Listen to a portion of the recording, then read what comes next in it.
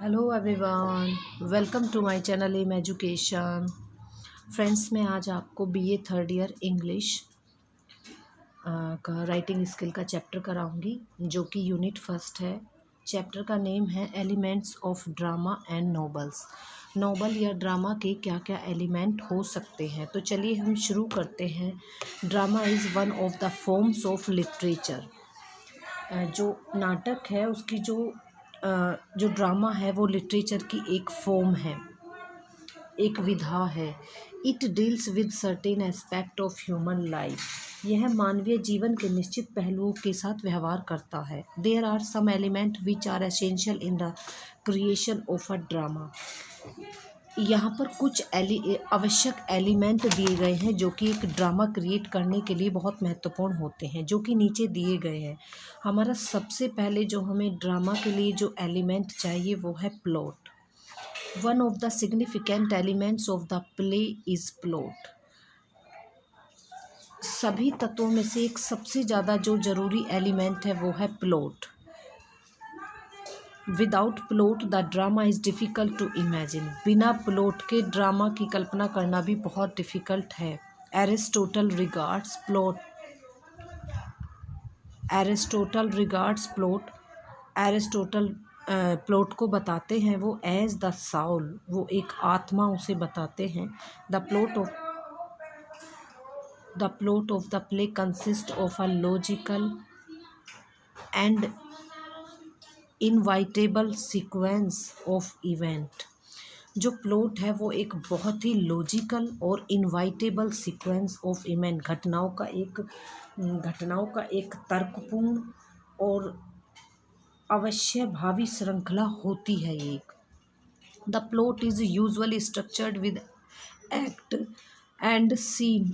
जो प्लॉट होता है वो सामान्य रूप से स्ट्रक्चर्ड होता है, बनाया गया था एक्ट और सीन से मिलकर वो बनता है। उसमें एक्ट और सीन होते हैं।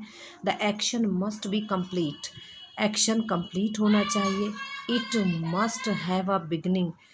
किसी भी प्लॉट में एक शुरुआत होनी चाहिए, एक मिडल होना चाहिए और एक एंड होना चाहिए। It must B of certain length, और उसकी एक निश्चित लेंथ होनी चाहिए कि कितना बड़ा हमें ड्रामा करना है।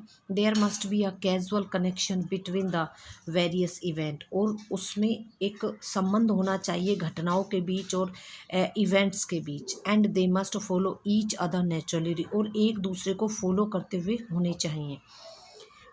जो इसकी हम डेफिनेशन है एरिस्टोटल के अकॉर्डिंग वो हम बता सकते हैं, plot is the arrangement of these incident and event. Short में अगर हम कहें कि प्लॉट क्या होता है, plot is the arrangement of these incident and event. कथानक इन घटनाओं और दृश्यों की एक व्यवस्था होती है, ये एरिस्टोटल मानते हैं। एरिस्टोटल होल्ड्स दैट, वो बताते हैं कि plot is the first principle is the soul of tragedy. Aristotle बताते हैं कि जो एरिस्टोटल बताते हैं plot is the first principle. जो प्लॉट है वो सबसे पहला सिद्धांत होता है, is the soul of tragedy. वो ट्रेजेडी की साउल है। And there can be no tragedy without plot. बिना प्लॉट के ट्रेजेडी की कल्पना करना भी मुश्किल है, प्लॉट नहीं हो सकता उसके बिना। The plot of the play में बी सिंपल और कॉम्प्लेक्स। जो प्लॉट होता है वो सिंपल भी हो सकता है, कॉम्प्लेक्स भी हो सकता है, but it must be a complete whole, लेकिन उसे पूर्ण होना चाहिए, पूरा होना चाहिए वो। The plot must have order. उसमें ऑर्डर होना चाहिए, एक क्रम होना चाहिए, तर्क होना चाहिए, सिमेट्री होनी चाहिए एंड परस्पेसिटी होनी चाहिए। इसमें कथा में तर्क, संतुलन, ये सब होना चाहिए। नंबर सेकंड जो हमारा ड्रामा का एलिमेंट है वो है कैरेक्टर।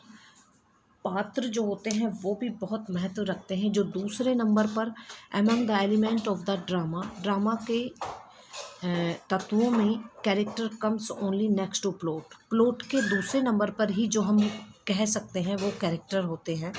इन अनदर सेंस, दूसरे सेंस में अगर हम कहें, the treatment of the character is the basic part of the play right work. अगर हम दूसरे अर्थ में कहें, पात्र का जो चित्रण करना होता है वो नाटककार के कार्य का मूल भाग होता है। Most simply a character is one of the person. Mostly एक पर्सन होता है who appear in the play, जो कि प्ले में दिखाई देता है। The delineation and development of the character का जो चित्रण होता है और जो विकास होता है is essential to the play, वो प्ले पर आधारित होता है। The characters must be good and appropriate. जो कैरेक्टर होते हैं उन्हें गुड होना चाहिए, अच्छा होना चाहिए और उपयुक्त होना चाहिए। अप्रोप्रिएट उपयुक्त होना चाहिए प्ले की according. They must have likeness and consistency. उनमें समानता होनी चाहिए कैरेक्टर में और स्थिरता होनी चाहिए। The characters of the play should be good but not too good और परफेक्ट। देखिए बच्चों, जो कैरेक्टर होता है उसे अच्छा होना चाहिए, लेकिन ज़्यादा अच्छा और ज़्यादा परफेक्ट नहीं होना चाहिए। It is also essential that, उसे आवश्यक होना चाहिए that the character must be like. उसे एक जीवित कैरेक्टर की तरह होना चाहिए, जैसे कि वो वास्तविक रोल कर रहा हो। They must be true representative. जो कैरेक्टर होते हैं एक प्ले में, उन्हें रिप्रेजेंटेटिव होते हैं, वो नाटक को प्रस्तुत करने वाले लीड रोल करते हैं of the actual human nature. वो ऐसे रोल अदा करते हैं जैसे कि वास्तव में कोई ह्यूमन का रोल कर रहा हो। इट मीन्स, इसका मतलब है कि there should be a mixture of good and evil. इसका मतलब ये है कि वो एक मिक्सचर होते हैं अच्छाइयों का और बुराइयों का, गुण का और कमजोरियों का in the character like us, हमारी तरह, क्योंकि हम सभी अच्छे तो नहीं होते, हमें कुछ बुराइयां भी होती हैं, कुछ अच्छाइयां भी होती हैं। इसीलिए ड्रामा के जो कैरेक्टर होते हैं वो मिक्सचर होने चाहिए गुड और इविल के। एरिस्टोटल सेज, इसीलिए जो एरिस्टोटल है वो बताते हैं कि they must be true and appropriate representative of the class. उन्हें उपयुक्त होना चाहिए, उपयुक्त प्रस्तुतकर्ता होना चाहिए किसी भी वर्ग का, किसी भी ग्रुप का, टू विच दे बिलोंग, जिससे वो बिलोंग करते हों, जिससे वो संबंध रखते हों। The play consist of some major character. एक प्ले में मेजर कैरेक्टर्स भी हो सकते हैं, सब कुछ माइनर कैरेक्टर्स भी होते हैं जिनका रोल बहुत कम होता है। द कैरेक्टर्स में भी इंडिविजुअल कैरेक्टर इंडिविजुअल हो सकते हैं, स्टेरियोटाइप और स्टॉक तरीके के भी हो सकते हैं। थर्ड नंबर का जो है हमारा हेडिंग वो है डायलॉग संवाद। Dialogue provides the substance to a play. जो डायलॉग होता है वो प्ले को एक सार, एक समरी प्रस्तुत करता है। Catch word utter bye the character furthers the business of the play. जो कैरेक्टर को जो भी शब्द मिलते हैं और जो उसके द्वारा शब्द व्यक्त करे जाते हैं वो ही प्ले को आगे बढ़ाते हैं। Contributes to its effect as a whole, और वो पूरे पर इफेक्ट डालते हैं, पूरे ड्रामा पर। The dialogue should be appropriate to the role के अकॉर्डिंग जो डायलॉग होते हैं वो उपयुक्त होने चाहिए and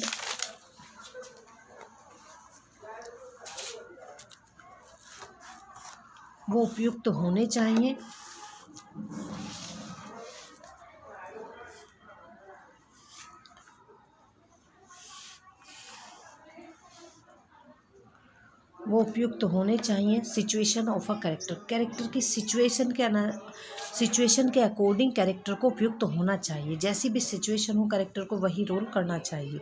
the word must propose and sustainable the play meaning. जो रोल है, जो वर्ड होते हैं उनका उद्देश्य सिद्ध होना चाहिए, मीनिंग को सिद्ध करना चाहिए। We shall find in them more and more of the author voices. Role ऐसे अदा होने चाहिए जैसे कि जो राइटर की जो इच्छा है उससे भी ज़्यादा अर्थ हम गेट कर सके। The dramatic speech with its basic in ordinary conversation. जो ड्रामेटिक जो स्पीच होती है, भाषण होता है, वो बिल्कुल ऑर्डिनरी होना चाहिए, सामान्य कन्वर्सेशन होना चाहिए। Is speech that has a specific pressure put on it. उसमें एक विशेष प्रेशर होना चाहिए। The dialogue put in the mouth. मुंह से निकला हुआ, कैरेक्टर के मुंह से निकला हुआ एक एक dialogue should be the such type, इस तरह का होना चाहिए as are used in real life by actual man, ऐसे बोलना चाहिए जैसे कि वास्तविक व्यक्ति के द्वारा बोला जाता है, जैसे कि हम ही बोल रहे हैं अपने वास्तविक जीवन में। It is through dialogue that we come to know, dialogue के थ्रू ही हम जानते हैं what is going on in the play, कि प्ले में क्या चल रहा है, हमें डायलॉग से ही पता चलता है।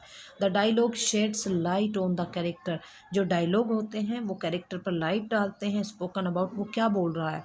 इट फर्दर्स, इससे आगे प्लॉट के बारे में, इट फंक्शंस आयरनिकल, और इसका क्या काम होता है कि आयरनिकल, जो व्यंग्यात्मक, जो कन्वेइंग एक मैसेज पहुंचाना ऑडियंस को, अ meaning different from that convey bye the character, character जो भी बोल रहा है उसके अलग से एक मीनिंग होना चाहिए जो कि ऑडियंस समझ सके।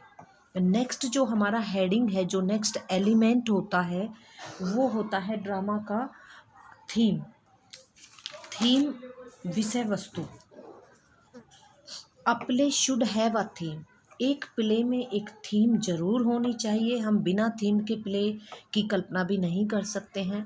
If the plot has been called the body of the play, यदि प्लॉट को हम बॉडी कहेंगे, किसी प्ले की बॉडी शरीर है, तो थीम इज़ इट्स सोल, तो विषय वस्तु जो होती है वो उसकी आत्मा होती है।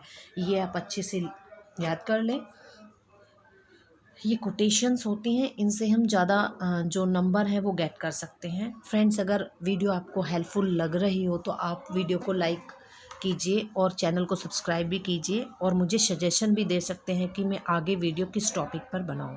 Plot and theme should go hand in hand, plot और थीम, किसी भी प्ले की प्लॉट और थीम साथ साथ चलते हैं। If the theme is one of the nobility और dignity, the plot must concern event and character that measure up to the theme. यदि कथानक और विषय वस्तु साथ साथ चलने चाहिए, यदि विषय वस्तु श्रेष्ठ और आदर्शपूर्ण है तो कथानक का संबंध ऐसे पात्रों और घटनाओं से होना चाहिए जो विषय वस्तु का मूल्य जान सकें, जैसे एक्सीलेंस ऑफ द मैन, जैसे कि we find that some play possess an excellent theme, जैसे कि हम किसी जो प्ले होता है उस पर हम कंट्रोल कर लेते हैं, उसकी थीम एक्सीलेंट है, but are supported by an inconsequentially plot, लेकिन उसका जो प्लॉट है वो निम्न है। थीम बहुत अच्छी है लेकिन प्लॉट बहुत बेकार है। द ट्रीटमेंट ऑफ, ऐसा नहीं होना चाहिए। The treatment of theme is varied,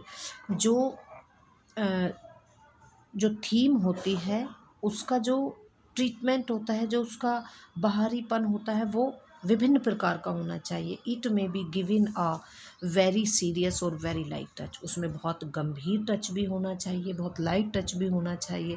the theme of the play must be of such type, जो प्ले की जो थीम है वो इस तरह की होनी चाहिए। We should be able to state it, जिससे हम उसे समझ सकें, जनरल टर्म्स में हम उसे निकाल सकें।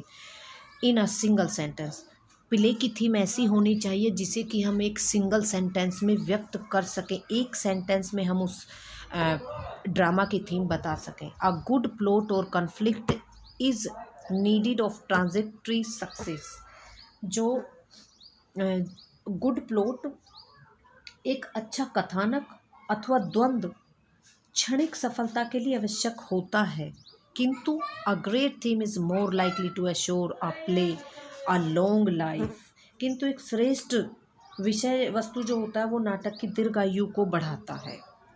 हमारा जो नेक्स्ट हेडिंग है वो है स्टेज क्राफ्ट और सेटिंग। मंच, जो स्टेज होता है, मंच रचना, स्टेज कैसा होना चाहिए और सेटिंग कैसी होनी चाहिए। अ play needs an appropriate setting, एक प्ले को सेटिंग भी बहुत ज़रूरी होती है। थीम अच्छी होगी, प्लॉट अच्छा होगा, कैरेक्टर अच्छे होंगे, लेकिन हम उसकी सेटिंग अच्छे से नहीं करेंगे तो बिल्कुल भी हमारा जो ड्रामा है, जो प्ले है, वो अच्छे से नहीं चल पाएगा। इसीलिए उसकी सेटिंग भी अच्छी होनी चाहिए, which may be match with the subject matter of the play, play का जो सब्जेक्ट मैटर है, विषय वस्तु है, उससे वो मैच करनी चाहिए जो हमारी स्टेज होती है। The stage creates its effect in spite of and in part because of defined physical limitations. Setting and action tends to be suggestive rather than panoramic or colossal, colossal. इसका मतलब है मंच निश्चित भौतिक सीमाओं के कारण जिसके प्रभाव के अंशों में रचना करता है। घटनाक्रम की सेटिंग भव्य होने की अपेक्षा सुझावपूर्ण होने का एक दिखावा सा करती है वो। बोथ सेटिंग एंड एक्शन, दोनों चीज़ें, जो सेटिंग और एक्शन होता है, दोनों ही may be little more than hint for the spectator to fill out, वो दोनों ही कुछ अधिक हो सकते हैं बजाय दर्शकों के संकेत के लिए, वो कुछ ज़्यादा हो सकते हैं हमारी आशाओं से। नेक्स्ट जो हेडिंग है वो है म्यूज़िक। हमारा संगीत किस तरह का होना चाहिए जब भी हम कोई ड्रामा या कर रहे हो। नेक्स्ट जो हमारा एलिमेंट है वो है म्यूज़िक, संगीत। Music is not a part of every play. Her play का जो संगीत प्रत्येक नाटक का अंग नहीं है, किंतु it can encompass the rhythm of dialogue and speeches in a play. लेकिन यह नाटक में संवादों और भाषण जो होते हैं और संवाद जो होते हैं उनकी लय को अच्छा करता है ये। Musician expand to all sound effect. Musician जो होता है, जो भी प्ले का जो म्यूजिशियंस होता है वो सारी साउंड का इफेक्ट डालता है एक्टर की वॉइस पर, सॉन्ग पर, इंस्ट्रूमेंटल म्यूजिक प्ले करता है वो, and underscores in a play की अकॉर्डिंग वो अपने साउंड को डालता है। In the aspect of the music of the songs are used to push the plot forward and move the story to a higher level of the intensity. और वो अभिनेता की आवाज़, गानों, नाटक के बजाने वाले यंत्र को विस्तृत करता है। संगीत के पहलुओं में गाने कथानक को आगे बढ़ाते हैं और कहानी को गहनता के उच्च स्तर तक ले जाते हैं, बढ़िया बनाता है वो उसे, ताकि म्यूजिक के सारे हमारा जो प्ले है वो अच्छे से आगे जा सके। नेक्स्ट जो इसका एलिमेंट है वो है language. The playwright should make word choice. नाटककार को शब्द चयन करना चाहिए, उसे शब्दों का चयन करना चाहिए। The language of the play should be the language as used by real man in their life. जो नाटक की जो लैंग्वेज होती है वो राइटर को ऐसी यूज़ करनी चाहिए जैसे कि हमारे वास्तविक जीवन में यूज़ करते हैं हम, सामान्य लैंग्वेज यूज़ करनी चाहिए। Language and dialogue delivered by the character. Language और डायलॉग किसके द्वारा डिलीवर्ड होते हैं? कैरेक्टर के द्वारा। Move the plot and action along, provide composer, वो आगे ले जाते हैं एक्शन को, और provide composition, define the distinct character, और वो जो कैरेक्टर होता है, जो प्लॉट होता है, जो हमारा प्ले होता है उसको मनोरम दृश्य बनाते हैं, अच्छा बनाते हैं उसे। Each playwright can create his own specific style in relation to language. प्रत्येक जो नाटककार होता है वो अपनी स्पेशल स्टाइल में भाषा के संबंध को दिखा सकता है। They use in establishing character and dialogue, वो यूज़ कर सकता है अपने कैरेक्टर अपने अकॉर्डिंग यूज़ कर सकता है, डायलॉग यूज़ कर सकता है उसे नेचुरल बनाने के लिए। नेक्स्ट एंड लास्ट एलिमेंट है हमारा ड्रामा का ऑडियंस और स्पेक्टिकल्स। इट मीन्स स्पेक्टेटर, जो दर्शक होते हैं और जो ऑडियंस होती है वो।